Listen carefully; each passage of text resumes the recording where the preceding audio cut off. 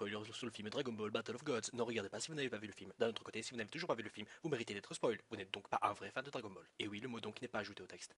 Si on m'avait dit que j'allais voir un jour Vegeta danser comme ça...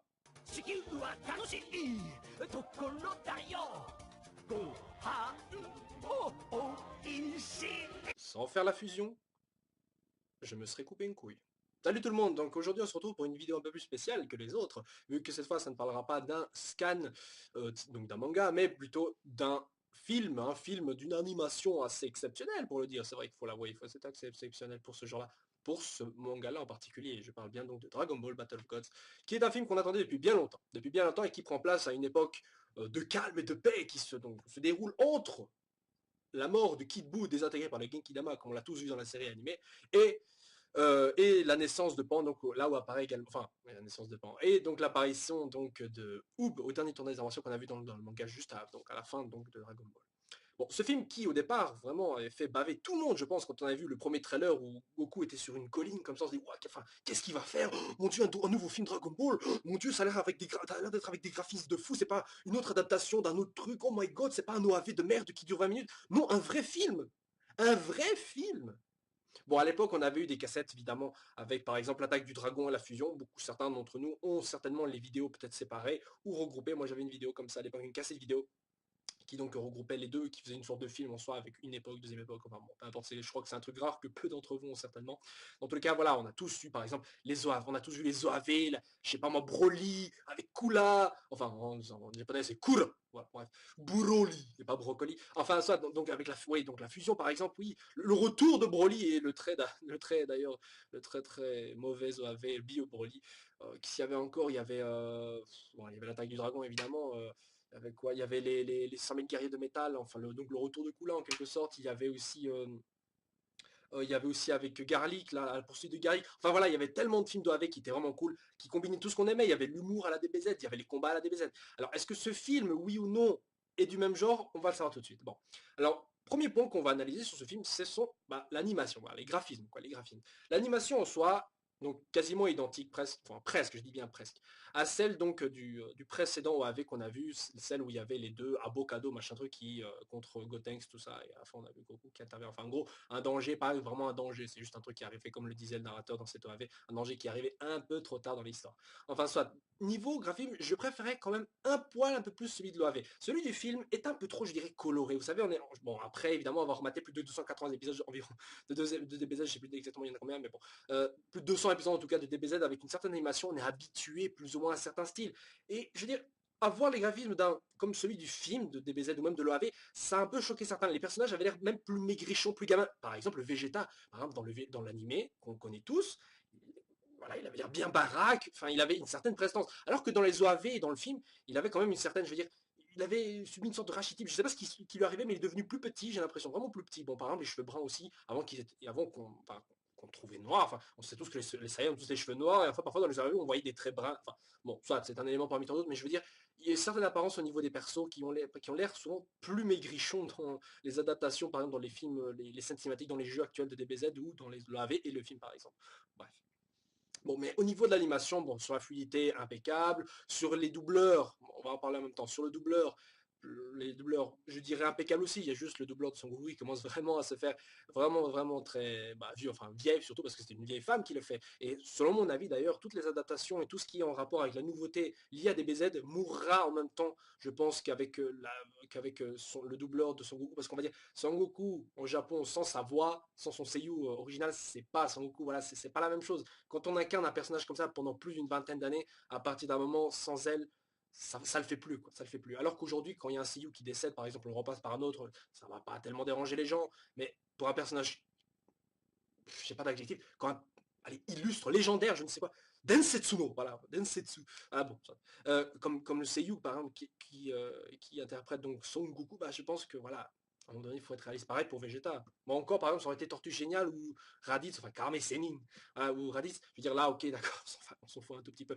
Mais, je veux dire, Goku, quoi, son doubleur, sans elle, pas de nouveau jeu, par exemple, qui va la doubler. Je veux dire, un Kamehameha qui est pas un Kamehameha comme ça,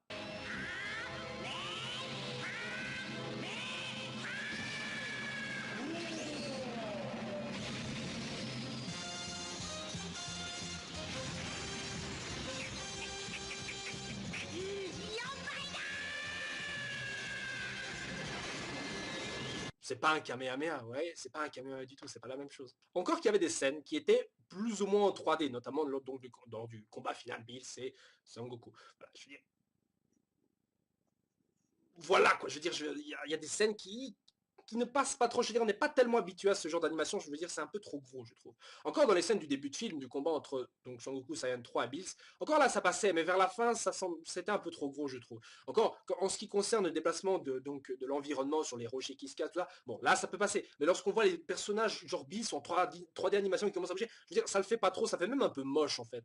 Ça fait limite Raging Blast 2, parce que autant je déteste totalement les graphismes de Raging Blast 2, autant voilà quoi. Bref.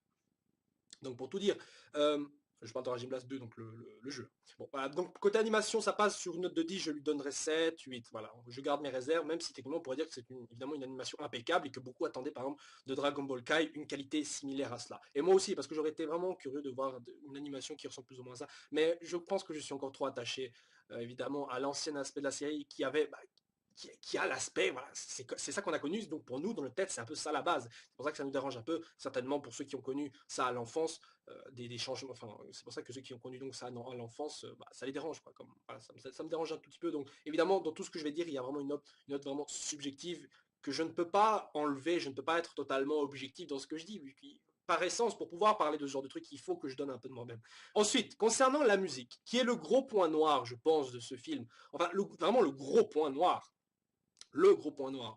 Bon, parfois, on a des musiques qui accompagnent, des musiques qui passent encore. Dans le AV, il n'y avait aucun problème, c'était les musiques de l'animé. Ça, voilà, je sais pas quoi dire d'autre. Enfin bon, évidemment, je viens de faire des scènes, des mouvements un peu bizarres aussi là, je sais pas pourquoi. Je vais pas les couper parce que j'ai la flemme. Mais en tout cas, je veux dire par là que voilà, c'était impeccable. Mais le film, merde, qu'est-ce qu'ils ont foutu? Je sais pas qui a réalisé le film. Enfin, niveau qui a composé la musique du film, la BO. D'ailleurs, j'ai oublié de le voir, j'aurais dû le voir. Mais dans tous les cas, je sais pas qui l'a fait, mais c'est quand même un peu mal fait. Enfin, mal débrouillé. Et pareil pour le monteur, parfois il y a des scènes sans musique, alors qu'il devrait y avoir de la musique. Dans DBZ, il y avait toujours une musique quand même assez, assez stressante, parfois bien stimulante, parfois des genre, par exemple, un bon film avec de très très bonnes OST, par exemple, c'est le film l'attaque des 100 000, des milliers de robots, j'ai oublié le titre en français, mais en tout cas c'est celle avec Metal Kula. Voilà, ça c'était un film, enfin Noave, voilà, un Noave avec de très très bonnes musiques, très bien passées, tout était parfait. Mais dans ce film, je veux dire, les musiques, encore pour des scènes marrantes, où Vegeta danse, où il y a des petites scènes de machin truc, ça passe. Mais au niveau du combat, il n'y a rien. Un combat, vous voyez, un combat dans un shonen, un combat dans un animé, déjà il y a l'animation, il y a un point sur l'animation, mais le plus important, c'est l'ambiance que ça donne. Alors que dans Fairy Tail, par exemple, on peut avoir des scènes de combat très peu nombreuses, assez je veux dire, courtes, mais avec une musique qui déchire sa race et qui nous donne envie de suivre ça et qui nous donne envie de oh putain, il faut que je revoie cette scène sur YouTube, il faut que je tape. Voilà. On a parfois des trucs comme ça. Alors que là, franchement, c'est des fights qui sont. Ouais, on l'a vu une fois, on l'a vu deux fois. Oh, c'est bon, j'ai déjà vu, c'est bon. Voilà. Qui donne pas vraiment une grosse impression. C'est pour ça que je pense en majorité ce film ne laissera pas de grosses traces dans la tête. Vous voyez, c'est pas vraiment ce genre de choses qu'on retiendra dans ce film. Là, au contraire, par exemple, de combat contre Broly qui était légendaire. D'ailleurs, OAV qui selon moi aurait dû se placer bien plus tard dans l'histoire et qui a été une erreur, vraiment une erreur géante, d'avoir été placé donc à l'époque de Cell. Bon, ça en même temps, la série était techniquement sur sa fin. Selon l'auteur, évidemment, bon, par la suite, ils l'ont rallongé suite à une décision avec l'éditeur qui voulait rallonger donc le manga parce que c'était célèbre. Enfin, bon, je m'écarte un peu du sujet comme d'habitude. Enfin, ça, voilà. J'en profite pour en parler. Bon, pour continuer donc sur le son, je veux dire, voilà, ce film ne laissera pas une grosse impression, je pense, quant à ses combats, même si, évidemment, en soi, voir déjà de toute façon de nouveau Sangoku se battre avec quelqu'un d'autre à un niveau encore plus haut que le Saiyan 3, d'ailleurs, dommage qu'on voit pas énormément de fois le Saiyan 3, pourtant qui est une transformation qui me tient à cœur, franchement je l'aime beaucoup, qui se démarque déjà des deux premières, mais bon, on la voit pas beaucoup, on voit plus évidemment la transformation star de la nouvelle d'ailleurs, nouvelle transformation, le Super Saiyan God, et je vais y revenir un peu plus tard dessus. Donc bon, sur niveau son, je donne sur une note de 10. J'aimerais pas noter parce que ça fait un gros point nord et j'aimerais bien noter, vraiment très très bien noter ici, mais je peux pas le faire. Je dirais donc sur le son, je lui donnerais un 4 sur 10. Parce qu'il y a des scènes qui mériteraient d'avoir des musiques et il n'y en a pas. Des scènes où il faudrait d'autres musiques et ils nous ont faute de mauvaises. Voilà quoi. Bon.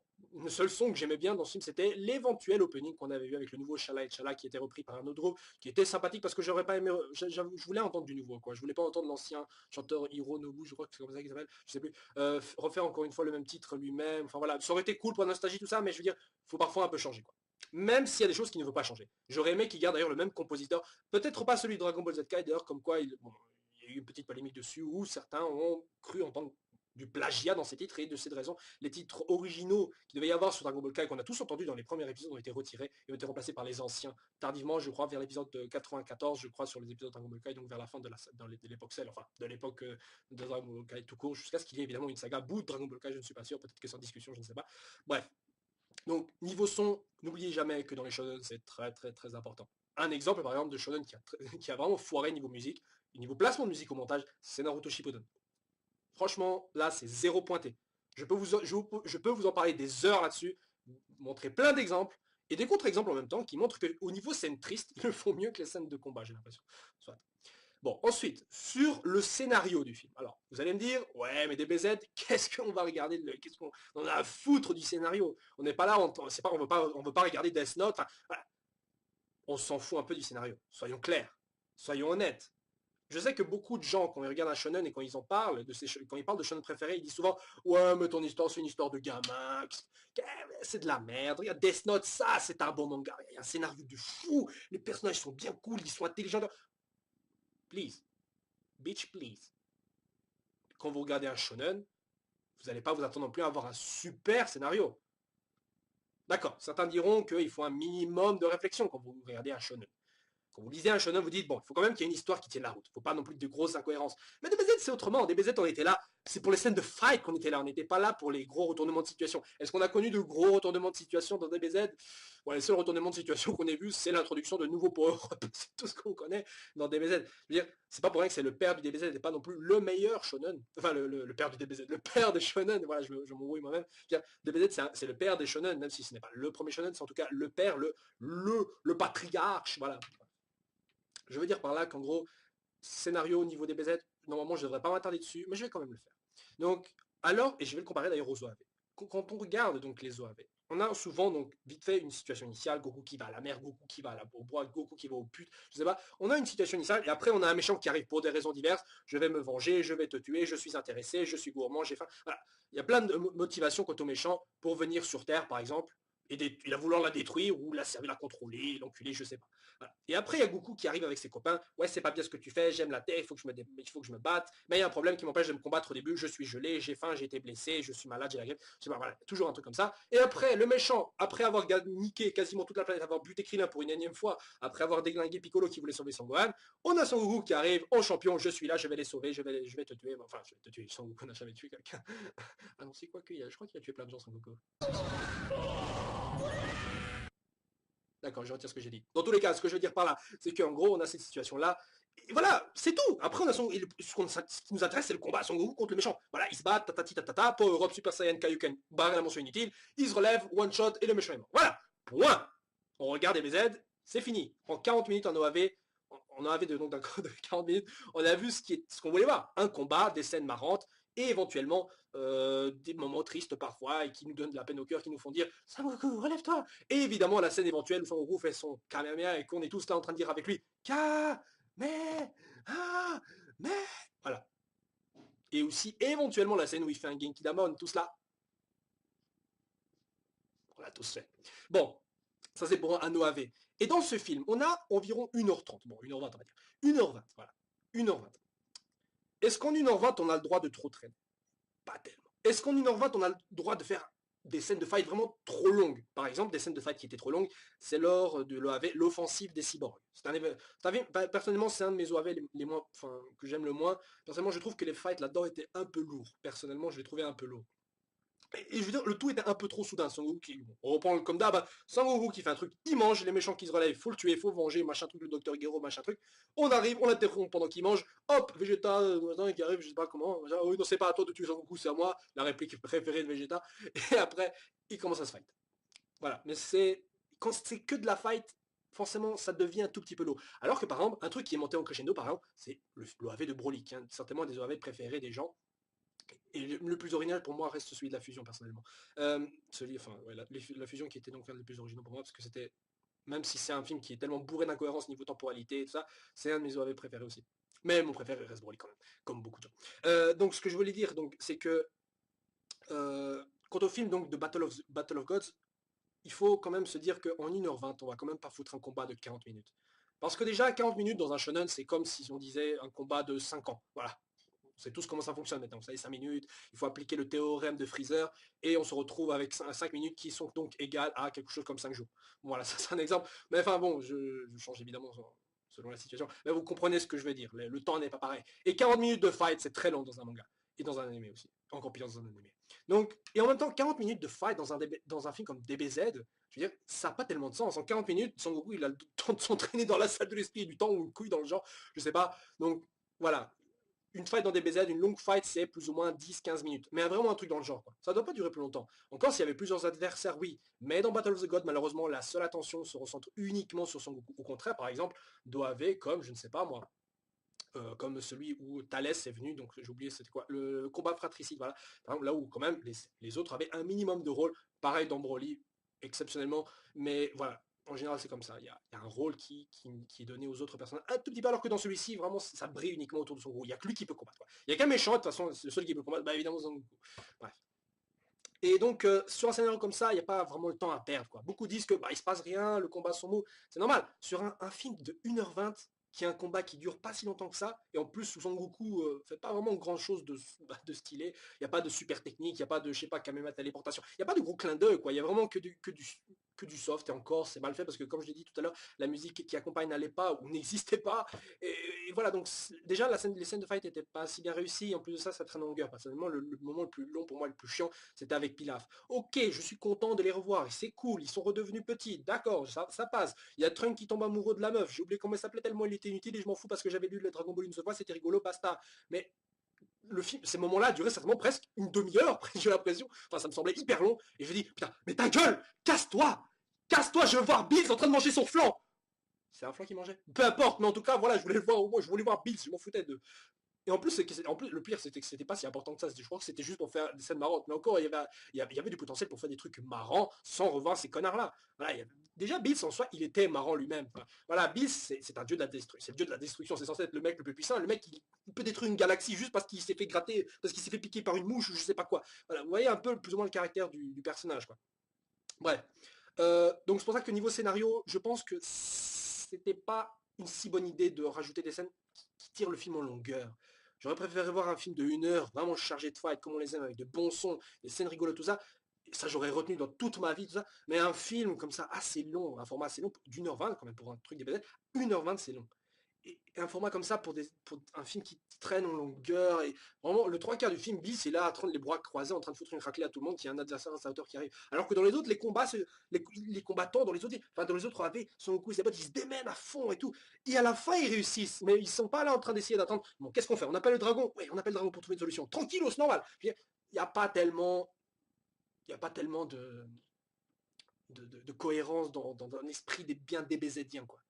Vous voyez ce que je veux dire? C'est triste à dire, alors que normalement, un esprit DBZien, c'est genre, on arrive, on est là, on regarde le DBZ sans vraiment trop réfléchir. Ça c'est le moment où il va lancer le Genki Dama. Ça c'est le moment où il va s'énerver, où il va dire qu'il veut protéger ses amis. Voilà, le méchant. Voilà, vous voyez, ça c'est, non, on devait tous regarder comme ça, mais là on se dit, bon allez quoi, dépêche-toi. Putain, mais Bills, dépêche.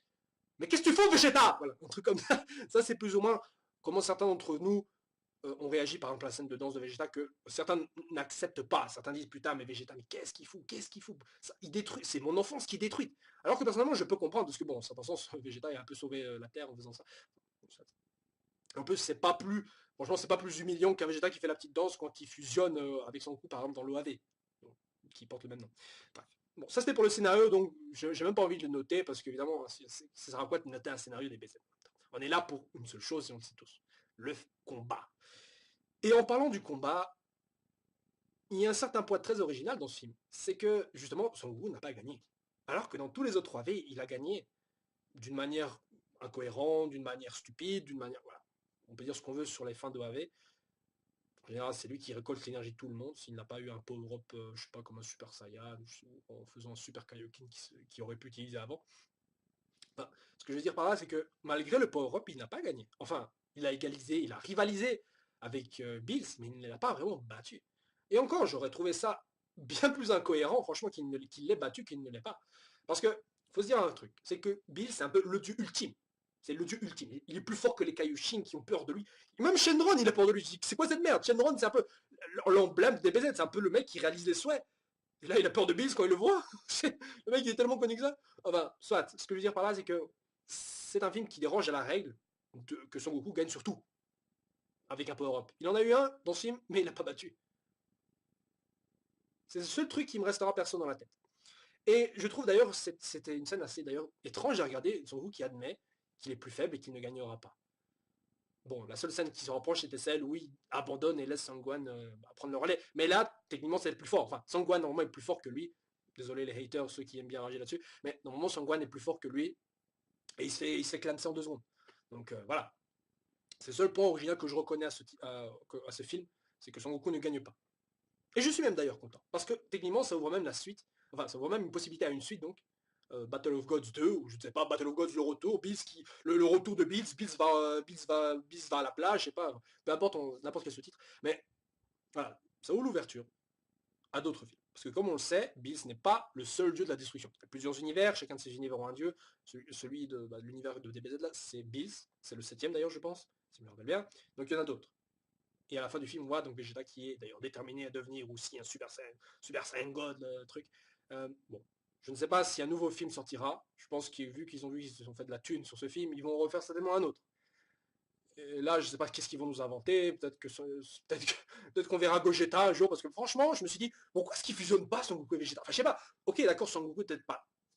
Voilà, Son Goku lui-même n'arrive pas très bien à se battre, voilà, il se fait niquer en 2 coups. Mais ils auraient quand même pu essayer Vegeta, enfin je sais pas, si les petits l'ont fait, pourquoi est-ce qu'ils n'ont pas pensé aux grands à le faire? Parce que c'est le seul truc que je me suis pas dit. Pourquoi est-ce qu'ils n'ont pas fusionné? Encore, Végétaux, je me suis dit, bon, ça, ils peuvent, d'accord, ça, qu'ils le fassent pas, ça, je peux comprendre. Mais Gogeta, merde, quoi. Bon, d'accord, techniquement, dans l'histoire originale, Gogeta ne s'est jamais produit, mais ils auraient pu quand même essayer, ça aurait été intéressant même de le voir. Ça aurait fait une belle fight, ça.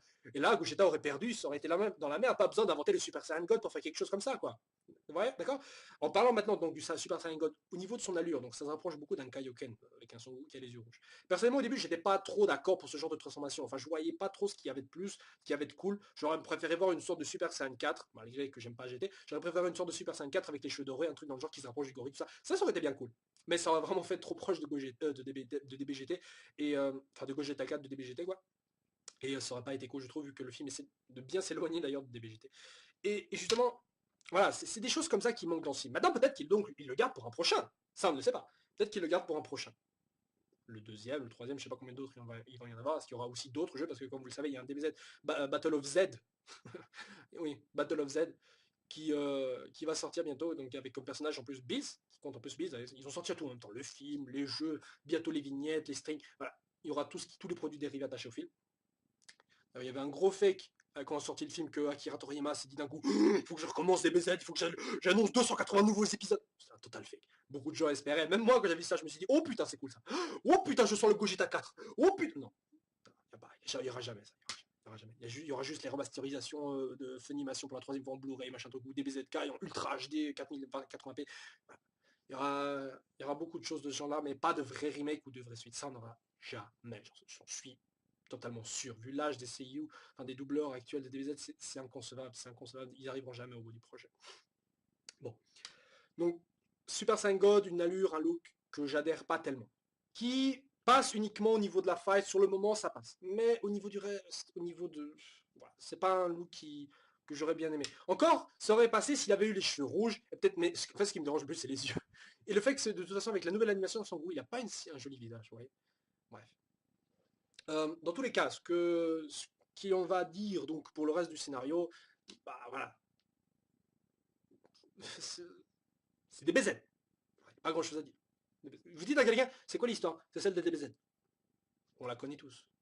Pas besoin d'expliquer. Un méchant qui vient de Son Goku qui le bat. Je le répète encore une fois, mais j'aimerais que vous compreniez, parce que beaucoup de gens détractent ce film, parce que le scénario est pourri.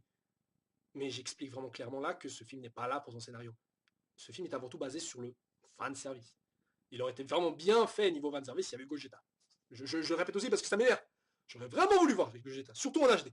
Comme dans la scène où, dans Budokai 3, la scène d'intro où il donnait un coup de poing contre Broly. Putain, mais ça, c'est des scènes qui font rêver, quoi.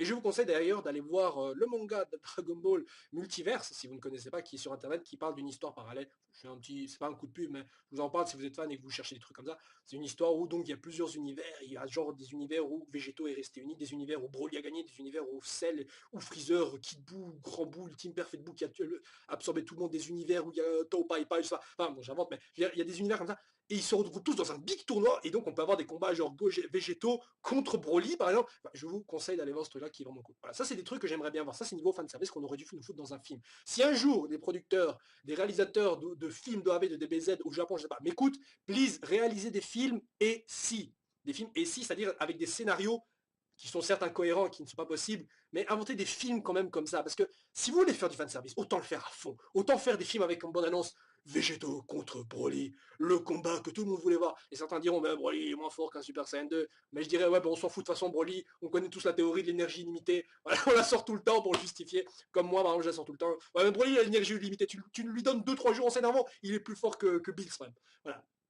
Bon. Ensuite, un autre point au niveau du film, c'est certainement au niveau du développement des personnages. Non, je déconne, il n'y a pas de ça. Quel développement de personnage vous voulez avoir là-dedans? C'est tous les mêmes. Bon, au niveau humour, qu'est-ce qu'il y a à dire? Bah, c'est marrant, je trouve la scène de Vegeta est vraiment marrante et restera certainement culte durant le reste de notre vie. Voilà, c'est des BZ en même temps. Les scènes cultes marrantes, enfin les scènes marrantes seront des scènes cultes automatiquement. Voilà. Donc en grande partie, voilà, j'ai fait un peu le tour du film. Enfin bon, pas tous. Il reste quand même un point, c'est Bills lui-même. Quand j'ai vu l'annonce du film, je me suis dit, wow, un nouveau film, mais qui sera le méchant? Est-ce qu'on verra enfin un combat Sangoku contre Vegeta, un vrai combat, un vrai, pas tout comme les combats interrompus, ou je sais pas, mais vraiment le combat final? Non, un nouveau méchant. Putain, un méchant qui serait plus fort que Kid Buu. Putain, merde. Un combattant hyper méchant, putain. Et après, je vois la bande-annonce. Enfin, pas la bande-annonce. Enfin, si, la bande-annonce, la deuxième. Et je vois aussi l'affiche du film. Et je vois un chat ou un lapin mauve. Bon, d'accord, je sais ce que certains diront. De toute façon, les méchants dans DBZ, c'est toujours des monstres avec qui sont parfois stylés. On a eu une gomme rose, on a eu un lézard, on a eu un chauve, un gamin chauve. Voilà. Enfin, on a eu Freezer. Voilà, non plus. Mais certains méchants, de toute façon, en déboîtent. Certains méchants en déboîtent à fond. Et je veux dire, si on a vu par exemple, je sais pas, si on a vu par exemple Cell, qu'on devait par exemple introduire comme méchant pour un arc de 3 épisodes, on l'aurait pas retenu non plus. Mais au fil des épisodes, il a gagné en charisme. Et il a eu plusieurs transformations. Enfin, en général, c'est ça aussi. Les méchants, ils se transforment au gré de l'histoire, au gré du manga. Ils se transforment, ils changent de forme pour avoir des moments plus, enfin, des formes plus cool, plus monstrueuses. Ça dépend. Bills, lui, est resté tel qu'il est depuis le début. Il reste une image proche de celle d'Anubis, un dieu donc, de l'Égypte ancienne. On a tous connu la référence. Quand on l'a vu, on s'est dit, ah, il ressemble à Anubis. Mais certaines personnes qui ont vu le film disent ouais mais il n'a pas le charisme d'un méchant. Personnellement je trouve que il a quand même l'humour d'un méchant. Certains méchants ont quand même de l'humour. Freezer il a un humour noir, Boo il a un humour d'enfant, Cell il a pas tellement d'humour, bon voilà, mais je veux dire, il a un humour de méchant, ce qui le rend d'ailleurs beaucoup plus sympathique je trouve. Personnellement j'ai bien aimé Bill, c'est un bon méchant je trouve, il est bien stylé, quand il s'énerve et qu'il combat ça va, ça passe aussi. C'est vrai qu'on aurait pu trouver une meilleure allure. Enfin, niveau charisme, bon, vous avez le big muscle Broly. Personnellement, un méchant qui était hyper bien, niveau design qui était hyper bien fait, par exemple, c'était Kula dans sa deuxième forme. Pas en forme chauve, mais en forme super musclée, là. Celle avec laquelle il était en train d'éclater Sangoku au début donc, du film La Revanche de Kula. Euh, Ça, c'était un bon design, par exemple, pour un méchant. Broly, ça passait. Super C13, là, avec les cheveux qui ressemblent à celles d'un super Vegeta, ça passait aussi. Euh, il y avait Hildegarde, bon c'était un monstre, il n'y a pas grand chose à dire, mais les gens l'acceptaient aussi. Janemba, quand il était un gros bébé, bon bah ça, voilà, ça passait parce que de toute façon il avait une autre transformation après. Mais là on voit que c'est. En fait, je crois que les gens sont surtout bloqués par les deux grosses oreilles. Encore la queue, j'aurais dit, bon d'accord, parce que bon, il y a plusieurs méchants avec des queues. Mais lui, il a deux grosses oreilles comme ça, comme le lapin. Comme un chat ou un lapin. Enfin, voilà, bref, je crois que c'est principalement ça qui a bloqué les gens en grande partie. Mais quand on voit Bill s'énerver et tout, là c'est autre chose. Là, il y a une autre atmosphère, une autre ambiance qui se dégage de lui. C'est pour ça que je trouve que c'est un méchant qui passe encore. En plus de ce fait que tout le monde le connaît, tout le monde le respecte.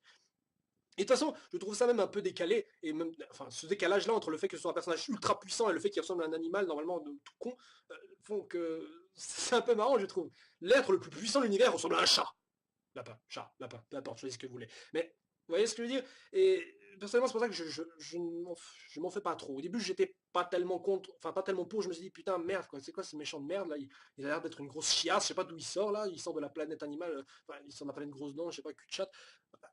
Je me suis dit que c'était un alien ou quoi. Mais après je me rends compte, on me dit selon le synopsis que c'était un dieu encore plus haut que les Kaioshin et tout. Je me dis wow, ok, d'accord, là ça change la donne. Donc Pour ceux qui n'aiment pas trop Bills non plus, ne le détestez pas trop pour son apparence. Faut le juger plutôt au niveau de ce qu'il fait sur le film, de l'ambiance qu'il dégage autour de lui. Évidemment, si vous êtes bloqué au niveau de l'apparence, ça ira pas non plus au niveau de l'ambiance, ça vous paraîtra même ridicule. Donc voilà, c'était le point important, je pense. Au-delà donc de la musique, c'était aussi l'apparence du méchant, parce qu'un bon film de BZ, c'est un méchant stylé, des scènes stylées de fight avec une bonne musique. Ça, c'est les 3 ingrédients principaux. Avec aussi des personnages principaux qui arrivent au bon moment et qui font le truc qu'ils sont censés faire à chaque film. Vegeta qui arrive pour sauver Son Goku, par exemple, en lui disant qu'il veut lui-même le tuer. Petit cœur qui arrive. Je dis bien petit cœur parce que j'aime bien dire petit cœur. Petit cœur qui, oui, bah si vous voulez changer les noms, voilà, qu'est-ce qu'on va dire, son gros cul, son gros âne, Tanchi Une, Chaos Burger, vous connaissez toutes les formules. On va les appeler comme on les a connus en français. Voilà, je vais pas me casser les couilles. Donc Petit Cœur qui arrive pour sauver Sangwan du non extrémisme mais qui se fait éclater juste après par le méchant en 2-3 coups en faisant un super cri avec une super animation qui me fait toujours rigoler quand je vois le pauvre petit Cœur se faire éclater en 1000 morceaux. Voilà. Bon. À part ça, le goût qui reste en général sur ce film, c'est j'en veux plus. Même si le film m'a pas plu, personnellement, j'en veux plus.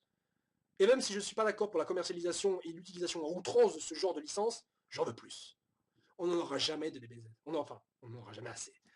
On voudra toujours plus de DBZ. Je ne me lasserai jamais, il faut bien jamais de voir Son Goku faire un caméra. Je ne me lasserai jamais de voir un Vegeta faire un canon Garrick, alors que normalement il le fait jamais. Je ne me lasserai jamais de voir un petit gars faire un Mark Sapo, peu importe où c'est. C'est des personnages qu'on veut toujours revoir. La dernière fois que je l'avais vu, par exemple, Son Goku, c'était dans un OAV entre Toriko et One Piece, et donc DBZ, ouais. Et donc Dragon Ball, ouais. Un combat où Toriko, Luffy et donc Son Goku se combattaient. Voilà. Vous voyez Son Goku foutre une raclée à Luffy, ça n'a pas de prix. Bon. Donc à part ça, ne jugez pas trop ce film en vous basant sur de grosses espérances. C'est un film qu'on regarde en étant nostalgique. Et le problème, c'est que même en étant nostalgique, ce film, on rebute certains. Parce que on voyait un truc nostalgique, qu'est-ce qui est nostalgique? Les anciennes musiques, l'ancienne animation parfois, des anciens méchants, des anciennes techniques. Et alors qu'on a 50% de tous ces éléments qui nous font, qui nous rendent nostalgiques, on a 50% de ces éléments-là, mais les 50% qui restent, ce sont de nouveaux trucs qui ont changé. Et sur un truc d'1h20, au final, le résultat c'est quoi? C'est qu'on se retrouve là en étant un peu déçu. On est un peu déçu de ce film. Et on met justement de grosses espérances. On met la barre très haut pour ce film. Parce que c'est des BZ. Mais en tant que fanboy, qu'est-ce qu'on dirait? On dirait, non, on s'en fout, c'est un bon film. C'est un bon film, faut le regarder sans réfléchir. Ça, c'est ce qu'on dit souvent quand on ne veut pas reconnaître que le film était quand même une chiasse. Bon, ce film n'est pas une chiasse totale.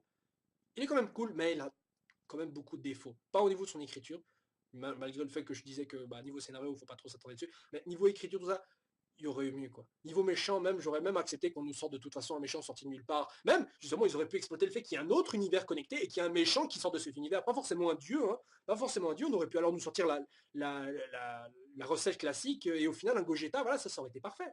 Ou même un énième retour de Broly, j'en sais rien, ça aurait même été cool aussi. Bon, soit. Dans tous les cas, sur ce film, en note globale, je lui donnerais donc un 7,5 et je suis généreux. Mais c'est un film qu'on va voir une fois, mais qu'on n'est pas très bien sûr de revoir une deuxième fois. On est bien sûr, par exemple, tenté de le revoir pour la scène de Vegeta que j'aime bien regarder de nouveau parce que je la trouve vraiment drôle, et aussi éventuellement scène de fight. Mais à part ça, voilà. Je conseille alors aux gens de regarder plutôt les OAV de nouveau, qui en sont en VO sont parfaits. Voilà, sur ce, donc, je vous souhaite une bonne journée, et j'espère qu'on se retrouvera pour un autre vidéo commentary, face commentary sur un autre film de DBZ dans 2 ans, 3 ans, je ne sais pas. Mais on se reverra à ce moment-là, et je dis d'ailleurs, je suis sûr que je mettrai un lien concernant les commentaires donc, de cette vidéo-ci, pour vous dire, ah, je vous l'avais bien dit. Sur ce, je vous laisse en compagnie d'une petite vidéo qui vous montrera, à quel point j'avais plus ou moins raison sur mon argumentation musique des combats. Ciao ciao. ほら、一人じゃ取れなかった世界だ。それが不満か。ああ、不満だ。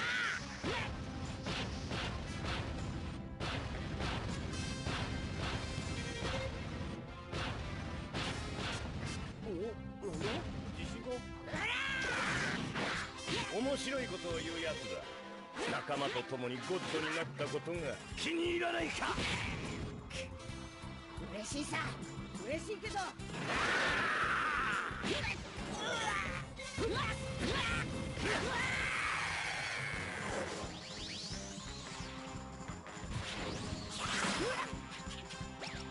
うわ